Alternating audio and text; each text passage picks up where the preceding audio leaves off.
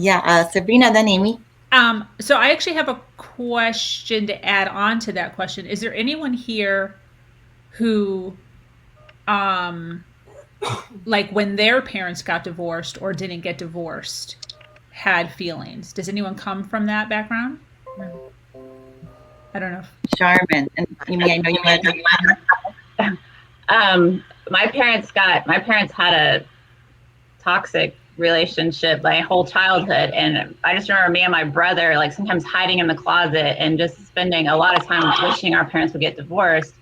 And then when we were 15 and 17, my mom finally got the courage to, because she dealt with the same fears we all have, like, and she got the courage to finally leave my dad. And it took like two times within probably a 12-month period of leaving, going back, and then she got the strength. And we just totally supported her. We were like, we told her like we've been wishing for this, our whole childhood, that this is the best thing for you. And watching mom be strong and stuff it helped me when it came time to make those decisions too, to remember to see how I felt as a child going through that with my parents, that in the long run, my kids would benefit.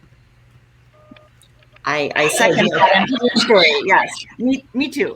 What Charmin said for me. Yes. Now. Okay, I was just going to say, in regards to like your first, the question, how do people who say they want to stick in it for the kids and it's better for the kids and we'll wait until they go, whatever, just look at it from the perspective. And I'm not divorced. I've been married for 26 years, but I have a 26-year-old daughter.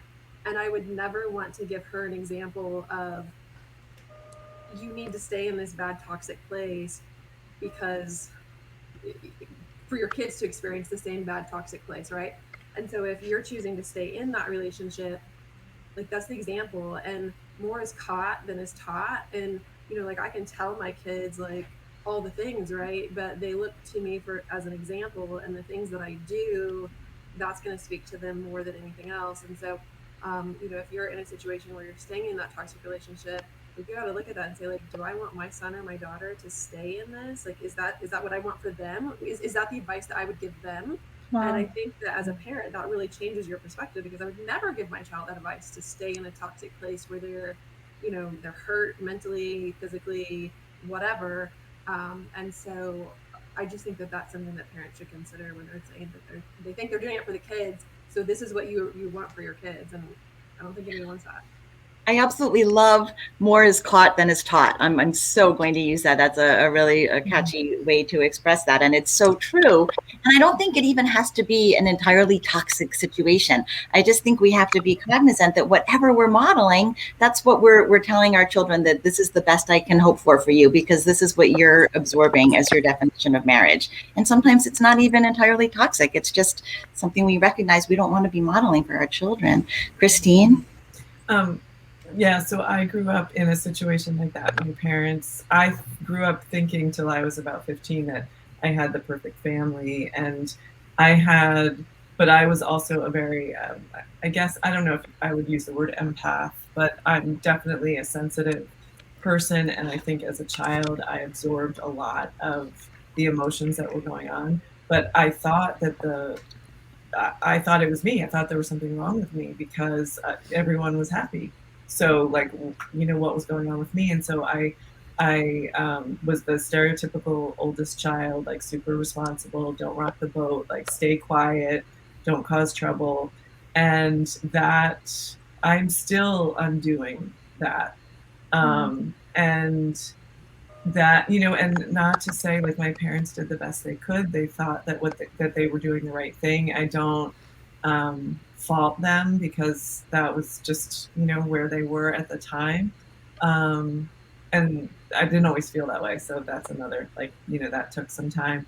But so when it was my turn, I think I struggled with all of those things. And then I finally got to a point where I just thought, like, I am not, I don't want to, this is not the relationship I want to model for my children. I want them to know that they, are worthy of, an amazing relationship. I am worthy of an amazing relationship. And I also felt like I was carrying so much emotional, like heavy emotions, that I was not the best mother that I could be for my children. And so, that was a really big thing. That was really one of the tipping points, I think, was like, I am not the parent. And their dad it was the same thing. Like, we were both unhappy. So you cannot be, the best parent when you are carrying so much emotional weight. So that was something that was another factor for me. That's beautifully shared. Yeah, and we think, oh, if the kids think it's a good marriage, then we're good, and that's actually worse. If they think it's a good marriage, but they're absorbing, we're doing even more damage than if we just tell them this is a bad marriage. Leanne, what you got, girl? Just kind of coming off of what Christine was saying about carrying the emotional weight. So when I was growing up, my mother carried the emotional weight of everything. Many of us experienced that. So what I had recognized in my marriage is the weight of carrying the emotion of the marriage, of being the dominant parent, was too much. And that's where I started to break down, and I just couldn't take on anymore. I couldn't support emotionally my husband, my now ex-husband, because it was wearing too many hats. And so when I grew up, my mother did that to a fault, where everything was smoothed over, and I had a great childhood. My parents actually do have a great relationship. And actually, me going through my divorce had brought them even closer, because all of the fears and all of the dynamics that they were living, my mother finally had a voice on that. And it wasn't bad, it wasn't toxic, but it was just their dynamic. And so I recognized, and I was highly supported by my parents in going through this divorce, which was surprising to me because of how they had, lived.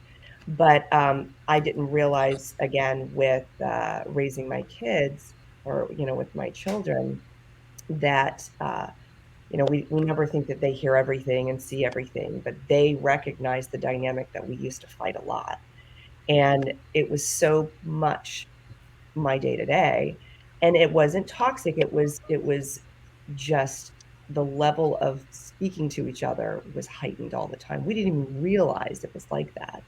So, just understanding and like, I was hit my wall, really. I couldn't do it anymore. And then the person that I had chosen to be with did not have the capacity to show up that way, because they never had to.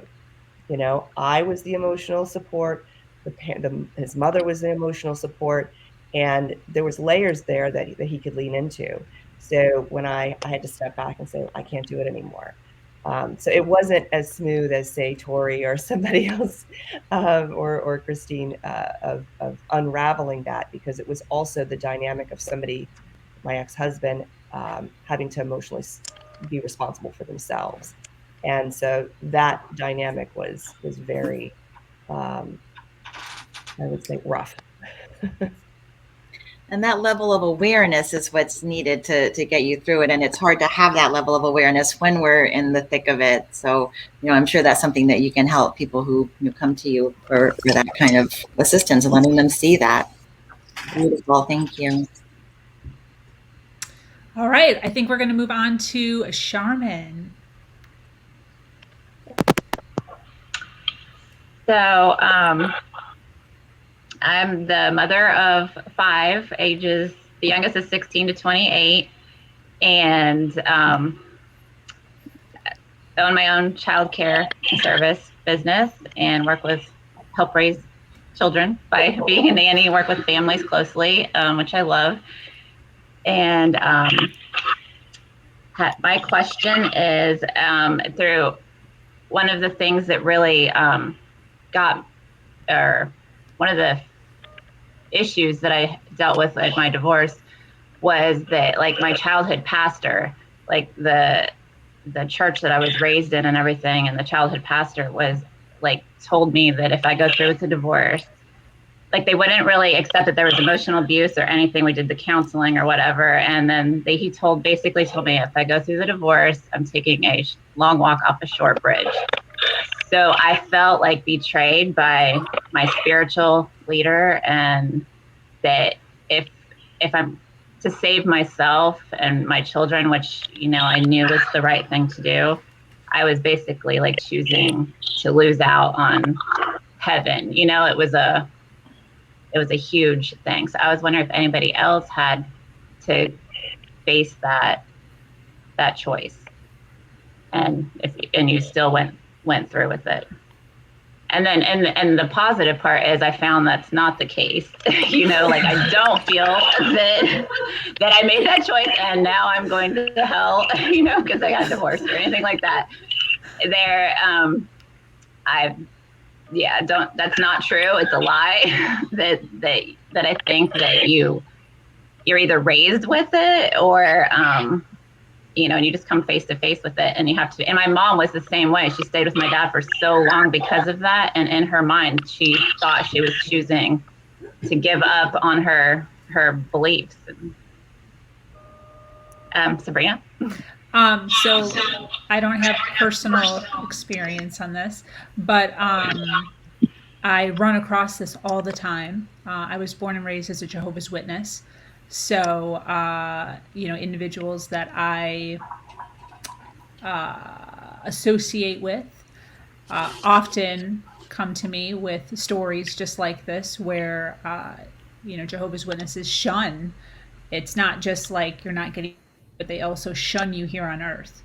So if a divorce does happen and you do decide to go out into the world and intermingle with the opposite sex, under the church, you're still considered married.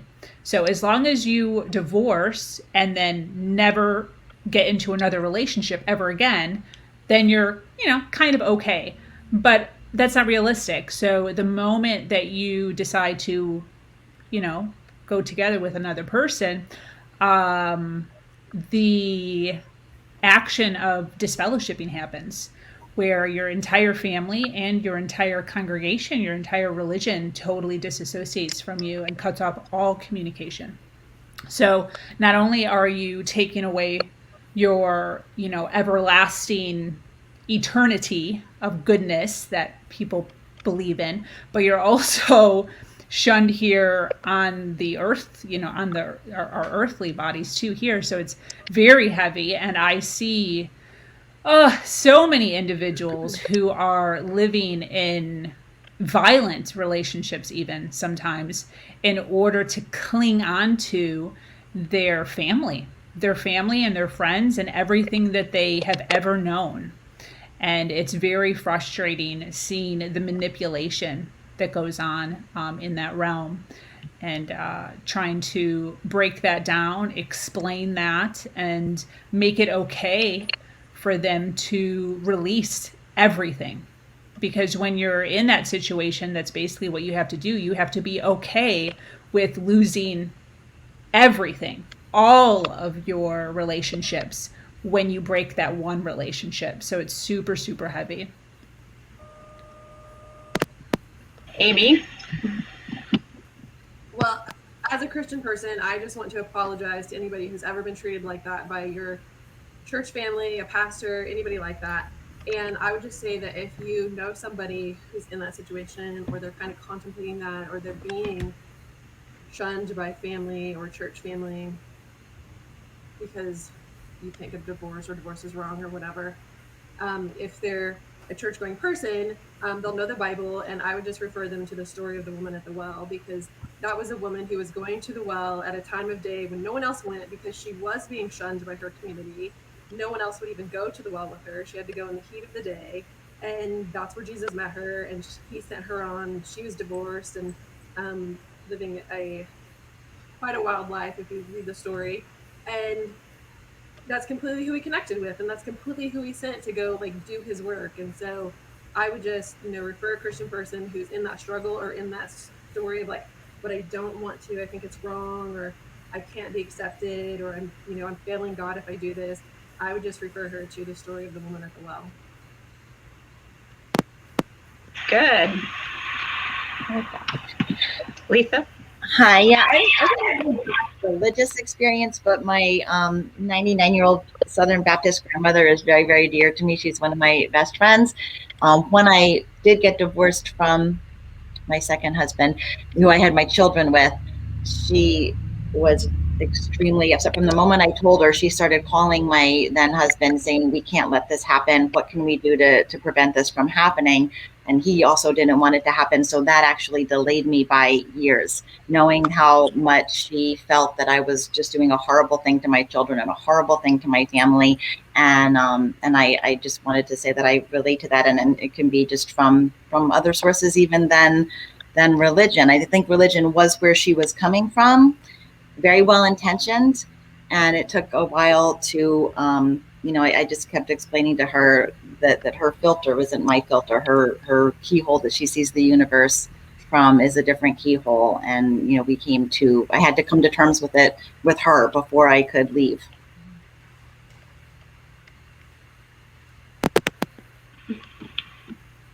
Go ahead, Leanne.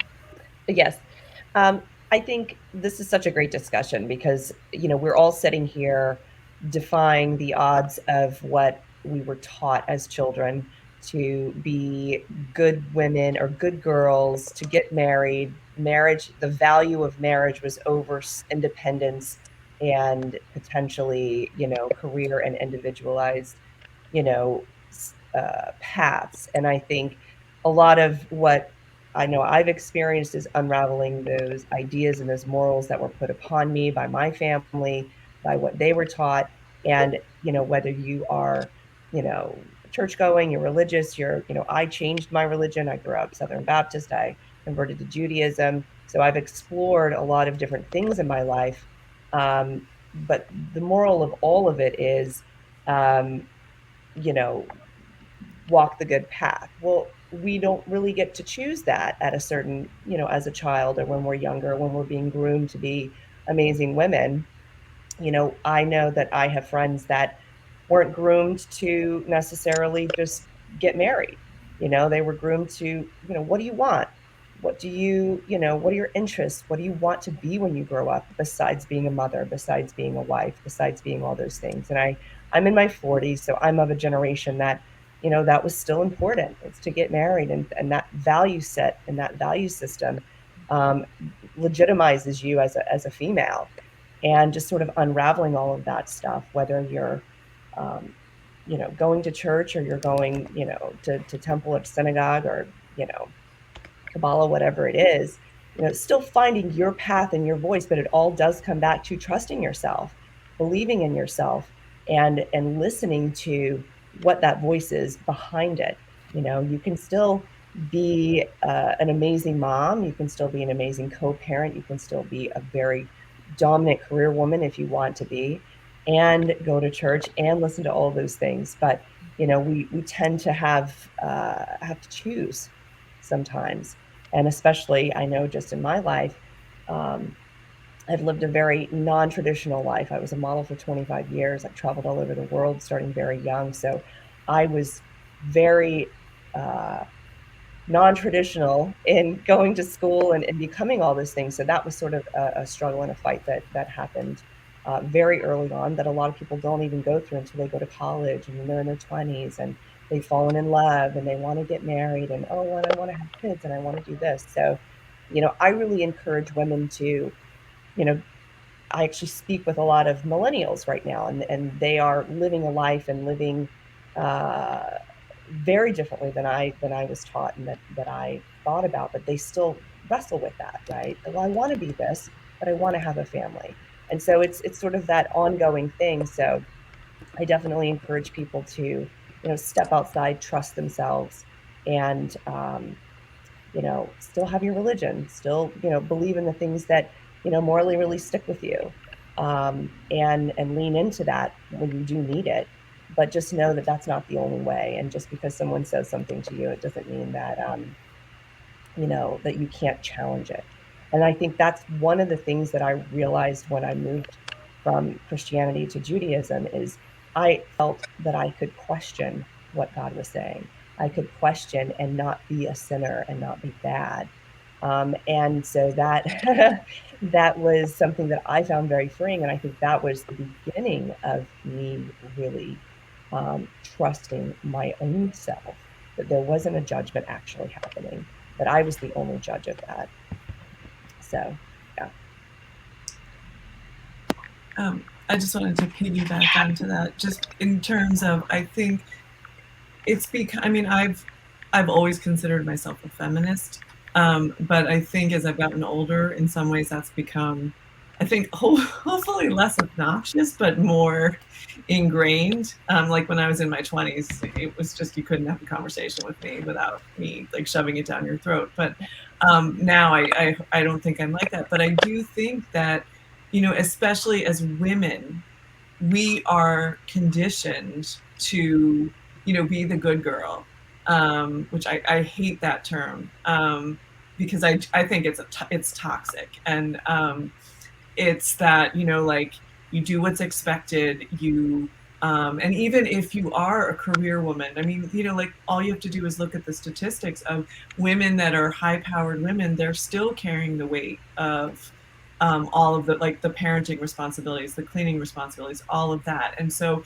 it's something that it's in the water. And so, and we've been socialized. And so when you're thinking about a divorce, it's harder as a woman. I think there's less support.